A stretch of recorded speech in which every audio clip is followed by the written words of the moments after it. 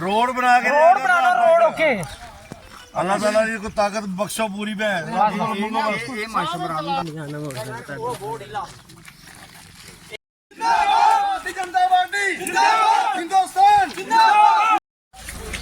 Sir ऊपर पुली आई तो उधर वापस ले जाओ छप्पड़ को पुली वापस आई इधर पढ़ाई की चीज पढ़ाई की चीज लगा रहे करेली पाने देखे ये सबसे ज्यादा अच्छी चीजें कहां ना ओए कुछ नहीं कटी जाओ ना बोर्ड तक जो आ रहा है झुके नहीं पर ऐसा एक मंडे के पढ़ाई की चीज सारे पढ़ाई रोड गई है ये पूरी पढ़ाई ये ट्रैक्टर ना पढ़ाई की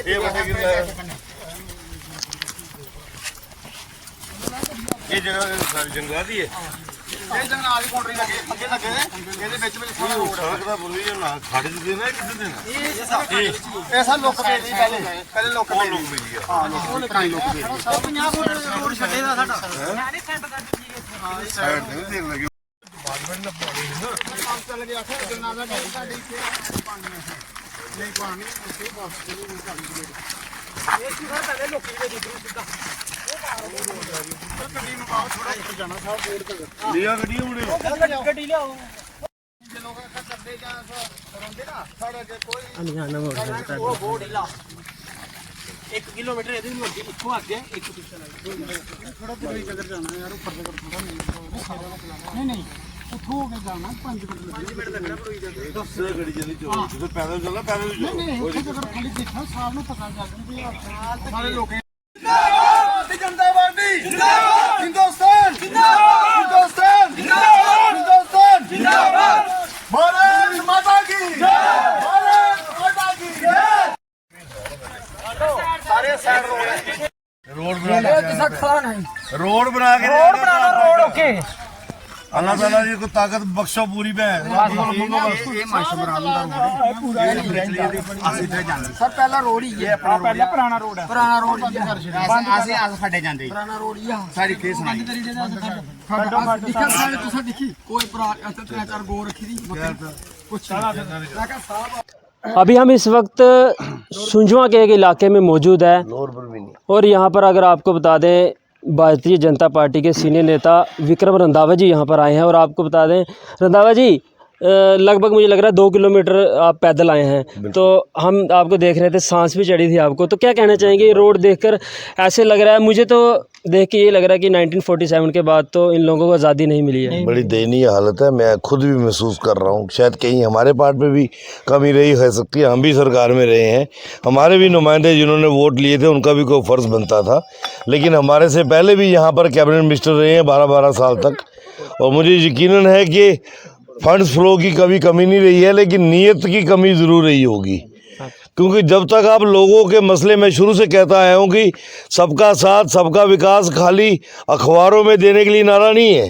वो मोदी जी कहते हैं कि लोगों के घर तक उनकी तकलीफ़ को देख के समझो। अगर कोई हमारा नागरिक बाशिंदा जम्मू कश्मीर का हो या देश के किसी और कोने का हो, वो अपने घर पे 2-2.5-3 किलोमीटर खड़ोखड़ पैदल जाता है तो फिर लीडर को भी जाने में क्या तकलीफ़ है। लीडर भी खड़ोखड़ पैदल अगर जाएगा तो उसको लगेगा नहीं आज मैं पैदल आया हूँ, मैं ऐसे हालात बनाऊँ कि अगली बार मैं गाड़ी में चल के इनके घर आऊँ ताकि इन लोगों को भी वो सुविधा दे सके। जब प्रधानमंत्री जी कहते हैं कि हर घर तक सड़क पहुँचनी चाहिए, हर गांव को कनेक्टिविटी होनी चाहिए, ये तो हमारा लोअर बरमीनी का इलाका है। बठिंडी बरमीनी के बीच में मुझे अभी जानकारी भी एडमिनिस्ट्रेटिव लेवल पे मिली है कि इसका प्रपोजल तैयार हुआ है, क्योंकि बड़ा प्रोजेक्ट है, पैसे ज़्यादा चाहिए होंगे तो नबार्ड में गया है। लेकिन अलबत्ता क्योंकि अब मॉडल कोड ऑफ कंडक्ट लगा हुआ है तो इस वक्त हम ज़्यादा नहीं बात कर सकते, पर ये यकीनन मैं इनको यकीन दिलाना चाहता हूँ नौजवानों को कि आपने ये बीड़ा उठाया है और आपके कहने के ऊपर मैं अगर 2-2.5 किलोमीटर पैदल चल के आया हूं तो मेरे अंदर भी एक ललक जागी है कि चुनाव आते हैं, चुनाव चले जाते हैं, नेता बनते हैं, बिगड़ते रहते हैं। मेरा पूरा टारगेट रहेगा कि मैं इस प्रोजेक्ट को फॉलो अप करके आपके घरों तक सड़क पहुंचाऊं ताकि आपको यकीन हो कि भारतीय जनता पार्टी के नेताओं में कथनी और करनी में फ़र्क नहीं है। बड़ा अफसोस लगता है गांधीनगर विधानसभा क्षेत्र कह लो या आप ये बाहू विधानसभा क्षेत्र के वोटर हैं, नागरिक हैं, छोटे छोटे बच्चे देखो ये कह रहे हैं स्कूल नहीं जा सकते, ये जाएंगे कहाँ से स्कूल? जाने का रास्ता ही कोई नहीं है। कोई बीमार हो जाए तो उसको रहता है कॉन्स्टिट्यूंसी में मैं हर जगह जाता हूँ और समस्याओं को सुन के उनका समाधान करता हूँ। रंधावा जी बात करेंगे, अभी तक तो भारतीय जनता पार्टी से बहु कॉन्स्टिट्यूंसी में किसी को अनाउंस नहीं किया है इलेक्शन के लिए। अगर आपको अनाउंस करते हैं, आप जीत कर आते हैं, तो क्या लोगों के इन लोगों के काम होंगे? देखिए, मेरा चुनाव लड़ना या नहीं लड़ना ये पार्टी तय करेगी, लेकिन मैं क्योंकि यहाँ का नागरिक हूँ, इनके साथ मेरे बड़े पुराने, इनके वालिद साहब और मेरे वालिद साहब के पुराने रिश्ते हैं। हमने पहले भी डूंगिया से लेकर जो सड़क बनवाई थी वो मेरे वालिद साहब ने बनवाई थी। उससे पहले कभी कोई सोचता भी नहीं था, खास करके हमारे इस गुज्जर या फिर तेली समुदाय से लोगों का, कि इनके घरों तक कभी सड़क जाएगी। पहली बार जब वो विधायक बन के आए तो उन्होंने इनसे वादा किया था कि मैं हारूं या जीतूं, सड़क का निर्माण तो आपका होगा।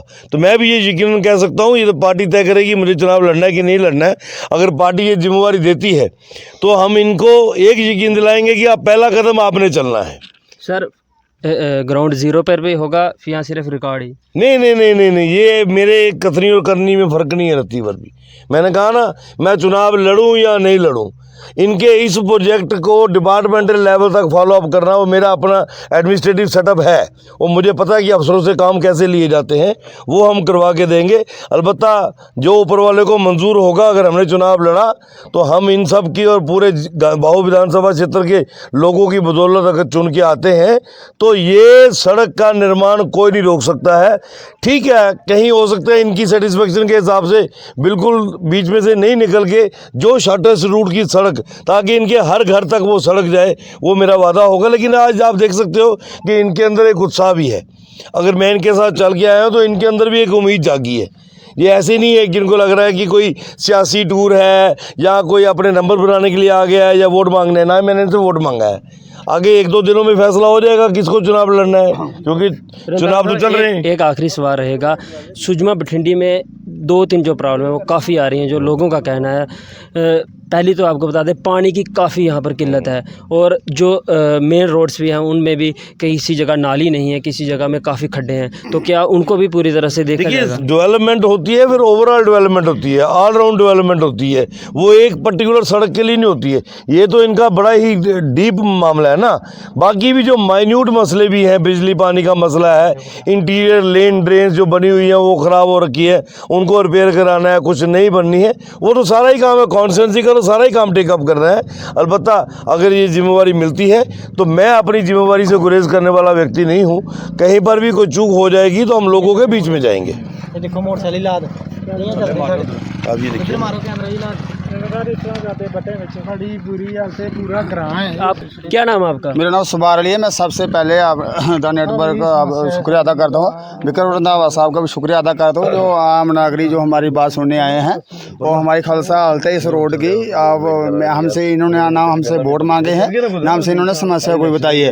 ये हमारा गांधीनगर कांजूसी में ये पड़ता है, 2-2.5 किलोमीटर है सुजमा से हमारा ये, और बाऊ कांजूसी जो अभी नया अप्लाई, और उसमें हमारा ये एरिया पड़ता है। हमारी समस्या ये है कि हमारी मसले हल होने चाहिए। हमारे बच्चे स्कूल नहीं जा सकते, हमारे बच्चे कोई भी स्कूल नहीं, कैसे पहुंचेंगे जब रोड ही नहीं था, कैसे पहुंचेंगे हमारी। और हमारे घरों की इतनी खस्ता हालात है कि हमारा कोई बंदा मर जाए, जहाँ कोई भी डेथ हो जाए, इधर से सुजमा से लेके बठिंडी की तरफ से लेके सराड़ी पहुँचता है, तो ये हमारा 1 किलोमीटर रोड नहीं है यहाँ से हम जा सकते हैं। कैसे जाएंगे जब रोड ही नहीं होगा, जाएंगे कैसे? हमारे कोई भी पुली आती है, क्रेड आते हैं, इधर से उठाकर कहीं दूसरी जगह पड़ते हैं, तो हमारी कोई सुनाई नहीं है। हमारे जो पहले ठेकेदार थे उन्होंने अपनी जेब गर्म की है, उन्होंने अपना जो भी हमारा ठेका किया है, आम नागरिक का ठेका करके हमें किसी के साथ मिलाया नहीं, वे आप जा सको उनके पास।